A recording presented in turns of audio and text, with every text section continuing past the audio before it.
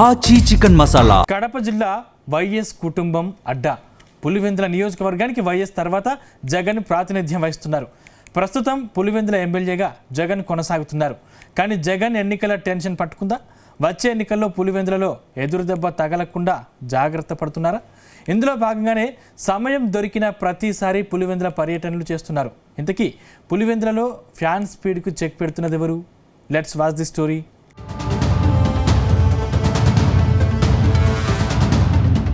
Why not 175 AP ఎన్నికల్లో ఇది జగన్ నినాదం. వై నాట్ పులివెందుల ఇది చంద్రబాబు స్లోగన్. అయితే వై నాట్ 175 అన్న వైఎస్ జగన్ అందులో 10వ వంతు సీట్లు కూడా దక్కించుకోకుండా కేవలం 11 స్థానాలకే పరిమితమయ్యారు. అటు 164 సీట్లతో సూపర్ హిట్ కొట్టిన చంద్రబాబు పులివెందుల గెలవకున్నా జగన్ మెజార్టీ బాగా తగ్గించారు.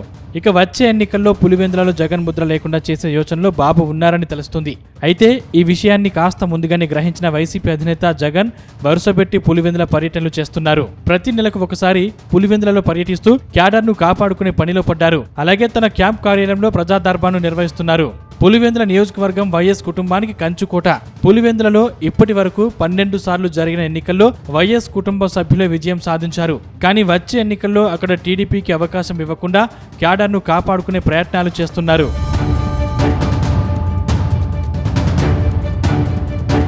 గత అసెంబ్లీ ఎన్నికల్లో పులివెందుల ఎమ్మెల్యేగా జగన్ గెలిచారు. ఆ తర్వాత ఆయన బెంగళూరుకు పరిమితమయ్యారు. అప్పుడప్పుడు తాడేపల్లి ప్యాలెస్ పర్యటనలు చేస్తున్నప్పటికీ ఎక్కువ టైం బెంగళూరులోనే ఉంటున్నారు. దాంతో పులివెందుల క్యాడర్ బలహీనమవుతుంది. అందుకు కారణం రాష్ట్రంలో వైసీపీ అధికారం కోల్పోవడం ఆ పార్టీ క్యాడర్పై తీవ్ర ప్రభావం చూపింది. అలాగే తర్వాత జరిగిన స్థానిక సంస్థల ఎన్నికల ఫలితాలు కూడా కొంత జగన్ను కలవరపరుస్తున్నాయి. 2025 ఆగస్టులో జరిగిన పులివెందుల జడ్పీటీసీ ఉప ఎన్నికలో తెలుగుదేశం పార్టీ అభ్యర్థి ఎం లతారెడ్డి ఘన విజయం సాధించారు.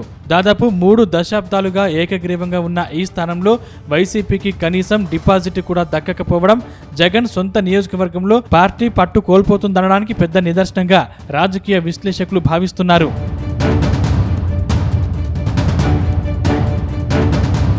మరోవైపు వైఎస్ కుటుంబంలో నెలకొన్న విభేదాలు, సొంత కుటుంబ సభ్యులు జగన్కు వ్యతిరేకంగా రాజకీయాలు చేయడం ఆయనకు రాజకీయంగా కొంత నష్టాన్ని చేకూరుస్తున్నాయి. వైఎస్ వివేకానందరెడ్డి హత్య తర్వాత కూడా పులివెందులలో పార్టీ కొంత బలహీనపడిందన్న అంచనాలున్నాయి. అటు ఆంధ్రప్రదేశ్లో వైసీపీ అధికారం కోల్పోయిన తర్వాత నియోజకవర్గంలో టీడీపీ కూటమి నాయకులు బలపడటం, క్షేత్రస్థాయిలో పార్టీ మార్పులు స్పష్టంగా కనిపిస్తున్నాయి.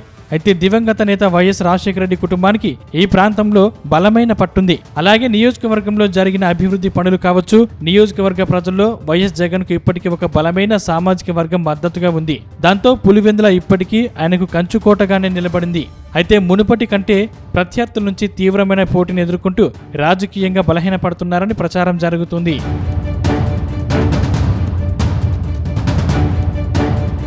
ఈ నేపథ్యంలోనే జగన్ వరుసగా పులివెందుల పర్యటనలు చేస్తున్నారు. తన సొంత అడ్డాలో తనకు తిరుగులేదని నిరూపించుకునేందుకు ప్రయత్నాలు చేస్తున్నారు. అంతేకాదు తన పర్యటనతో పులివెందుల నేతల సమస్యలు, క్యాడర్లో జోష్ నింపే ప్రయత్నాలు ఉన్నారు. అయితే పులివెందులలో జగన్ కు చెక్ పెట్టేందుకు బీటెక్ రవి లాంటి నేతలు గట్టి ప్రయత్నాలే చేస్తున్నారట. ఇప్పటికే జగన్ కోటరీని డ్యామేజ్ చేసే ప్రయత్నాల్లో టీడీపీ నేతలు ఉన్నారని తెలుస్తుంది. మరోవైపు కడప జిల్లాలో కీలకంగా ఉన్న రెడ్డప్ప గారి శ్రీనివాసులు రెడ్డి కుటుంబం కూడా జగన్ ను ఎలా దెబ్బకొట్టాలని వ్యూహాలు రచిస్తోందట. ఈ వరుస పరిణామాల నేపథ్యంలో భవిష్యత్తులో నష్టం లేకుండా వైఎస్ జగన్ ఇప్పటి నుంచే జాగ్రత్తలు తీసుకుంటున్నారని పార్టీ వర్గాలు స్పష్టం చేస్తున్నాయి.